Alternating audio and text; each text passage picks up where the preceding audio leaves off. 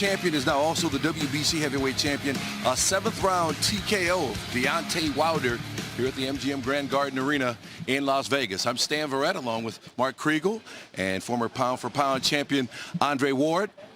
We're going to get their thoughts on the fight in just a minute, but Deontay Wilder left after the stoppage, bleeding from his mouth and from his left ear. Bernardo Osuna has the latest on Wilder. The latest on Deontay Wilder's situation is that he will be taken directly to the hospital. He will not speak at the press conference. There's 2 doctors working diligently on Deontay Wilder. His ear is bleeding badly. They are stitching him up, and they will immediately take him to the hospital for a neurological test and to make sure that he is okay after that brutal beatdown he suffered at the hands of Tyson Fury. Obviously, lots of concern for the health and well-being of Deontay Wilder. His corner stopped this fight in the 7th round after he stopped throwing punches. He was taking punishment in the corner, so they got him out of there. And again, hopefully, this all works out and he can recover fully. There's a brutal poetry in that shot.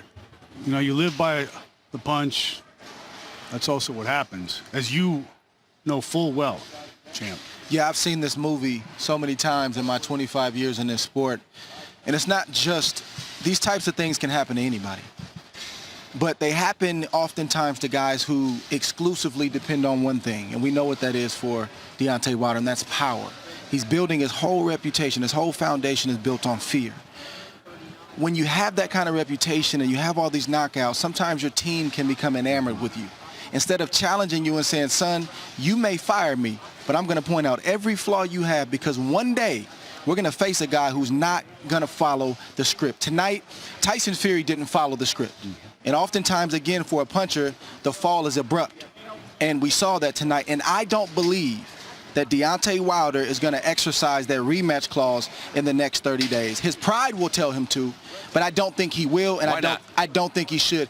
He's shattered psychologically. Now, that doesn't mean that he won't ever win a boxing match ever again, but I know the psychology of a guy with that kind of reputation.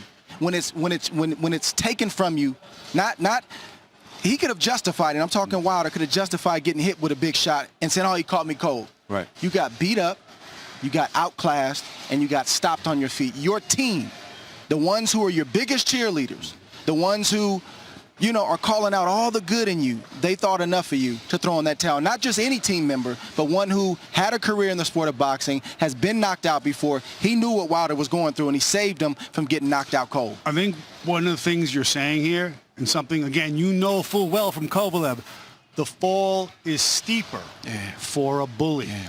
And you talk about following the script. The guy who followed his script and people doubted, are you conning us, are you not, was Tyson Fury, because he didn't depend on power, he depended on craft.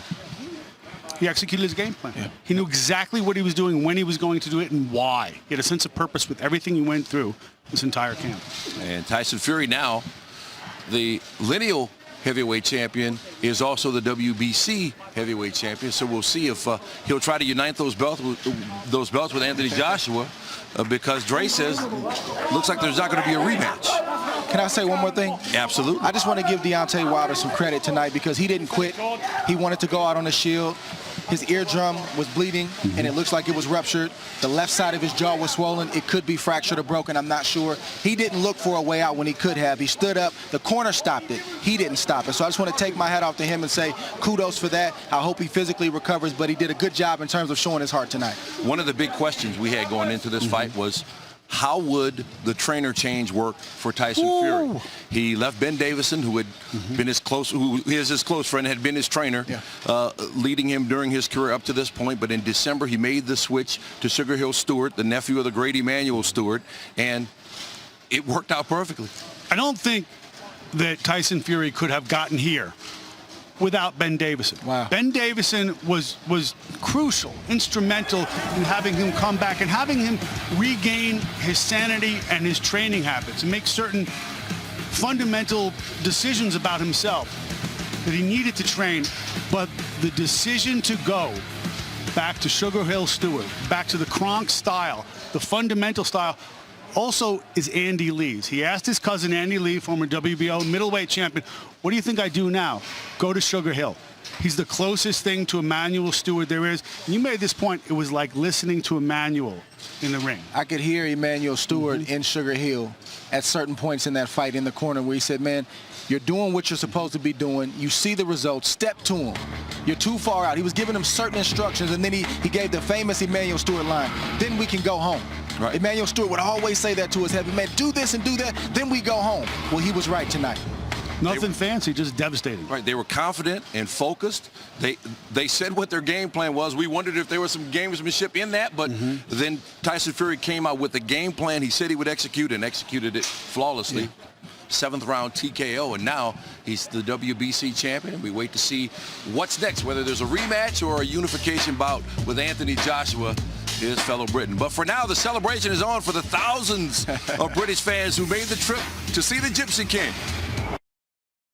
Boxing zoo, but I don't think we thought it would end like this quickly. Yeah, any other night, that story with the goalie would be the biggest story in sports, but instead it's Fury over Wilder in fight 2. The legendary trainer Teddy Atlas is here. We were watching it round by round scoring. He gave round 2 to Wilder, and from there on out, it was all Fury. What happened? Well, first of all, full disclosure. Full disclosure. I picked Wilder to win. Figured the eraser would take care of a lot of sins. Tonight it didn't. Also, full disclosure, I've been saying from the beginning of his career that Wilder, and with a lot of attacking, when I say it, especially from Wilder's people, that Wilder can't fight. Can't fight. Never learned how to fight. But punches are not made. They are born. And he was born with that great eraser, with that thunderbolt in the right hand. But tonight, it wasn't there to pull him out of the fire. It wasn't there to say. Tonight he got exposed because he doesn't know how to fight, because his technique is so good. And all credit to Fury. And I was talking about it, that instead of being a Ferrari, he decided to be a Jeep. Yeah. Jeeps can be good. Jeeps can go up terrain. Jeeps can, go up hills. Jeeps can crash into things. Jeeps can knock things down. And my point was that he was going to have a kamikaze attitude. Yeah. And he did. It was to just not care. Sometimes maybe it's good not to care. Maybe it's good not to care, to just go in there and go after it. And that's what Fury did tonight. He didn't try to box. He didn't use his greatest assets, his legs, his elusive ability. He used his size, his determination, and he took advantage of a guy who was there to be taken advantage. A guy whose technique was there to fail him on any given night, and his power was there to save him on any given night. Tonight, his technique failed him, and his power, it never got a chance to save him. It seemed like Fury, once he knocked him down that first time, he wasn't letting up at that point. He knew he could smell that blood, or he was licked the blood. At one point, he was doing that. But it looked like he knew he had him. Would you agree? Yeah, he did. I mean, a fighter knows what's going on in that ring. A fighter can feel the guy. Even in a clinch, you could feel his strength. You could feel his submission. You can feel the little secrets. There's secrets going on in there. If the guy's giving a little bit, if he's not pushing back. Fury felt that. He felt it, and it gave him confidence. It gave him steam to go forward. He understood what was going on, and he followed what he understood the right way to victory. Historically, and this is where we love having Teddy on, I mean, he's been affiliated with so many of the greats. They said if Fury were to win this fight, he'd become one of the greatest British boxers of all time, right there with Lennox Lewis. He was actually ringside with Joe Tessitore and Andre Ward calling the fight. In history, I know it's just one fight, but for the hype for this fight, part 2 with possibly part 3 coming, where does Tyson Fury fall within the great British boxers we've seen? I mean, you've really you got to give him a little bit more time. I mean, this was a great upset, and it was on a great stage.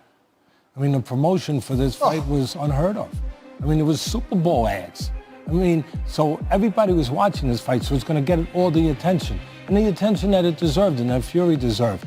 But at the end of the day, you still got to give him a little bit more of a resume. Let him go a little longer. But right now, hey, he's in a throne, baby.